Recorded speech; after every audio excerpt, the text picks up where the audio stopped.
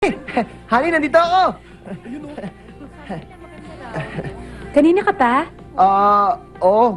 Mga 3 oras na siguro. Ano? Mali yata ang basa ko sa text mo. Tama lang naman ang dating mo eh. Napaaga lang ako. Pakiramdam ko kasi kanina. Hindi umaandar tong relo ko kaya medyo maaga akong umalis ng bahay. Kaya pala. Ay, mabuti pumunta ka. Kung mamamatay ako ngayon, mamamatay akong masaya. Napakaganda mo ngayon, honey. Grabe. Ano nang gagawin natin?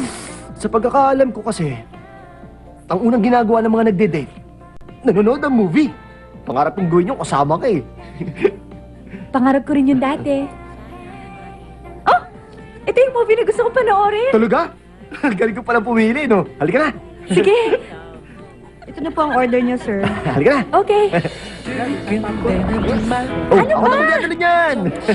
Okay na yan. Hindi na, ako na. Ayos lang ako. 필못 잡고 잊혀질만 한데 Yan. Thank you. Susubukan na kita. Ano, masarap? Masarap.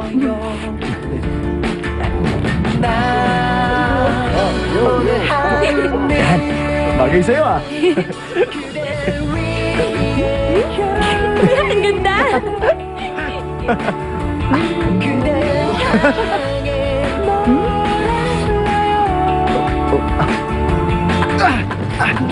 One, two, three! Hindi ko. Tama yan. Galit natin. Kita mo na? Ito sa buhok mo. Ayoko. Dali. Ano lang kaya? Nalagyan mo na. Ayoko. Ayoko nga eh. Mas bagay sa'yo, no? Ikaw na lang. Oh. Itigil mo na kasi. Okay, tingin ko. Gusto mo? Pa-picture tayo? Halika, pa-picture tayo. Na? Halika, dali. Excuse me, pwede bang picture mo kaming dalawa? Yan. Teka. Ganda, ikaw talaga. Huwag na. Yan. O, Dapat sandali. ikaw rin. Maglalagay din ako. 설레게 해요 기대는 마음이 Gusto lang eh. 정신없이 널려진 내밤 Kasal po? Yes. According to my secretary, silang dalawa, ang top 2 students sa parang university at saka nagkakilala sila sa isang tennis competition. Nung nasa high school pa sila. Opo. Kaya bagay silang dalawa. Kung yun lang ang basihan ninyo, ibig sabihin lahat ng couple bagay sa isa't isa. Hindi dahil pareho silang matalino, sila na ang... Masyado pa po silang bata. Sa tingin ko po, si Jello at ang apo nyo, dapat magtapos muna ng pag-aaral. Pero madali na masolusyonan ang pag-aaral nila. Pagkatapos ng kasal, pwede silang mag-aaral sa ibang bansa. Alam niyo ba, ngayon pa lang nai-imagine ko na kung gaano katalino ang magiging anak nila. Sa mahabang panahon na nasa industry ako, na-realize ko ang isang bagay. Ang isang matalinong tao, kayang tapatan ng kayang 100 tao. Kaya kung ako sa inyo, iisipin ko na kung paano i-expand ang business ko. Opo.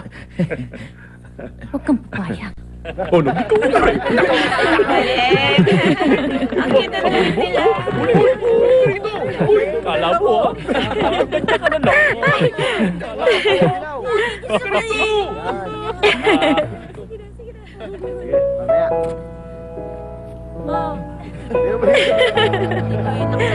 Siya, labay!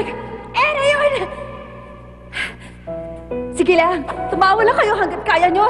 Dahil sa mula bukas, magiging magaling na ako.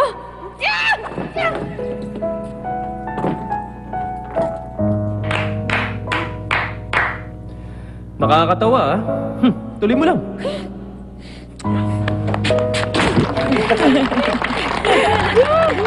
Ulit ba?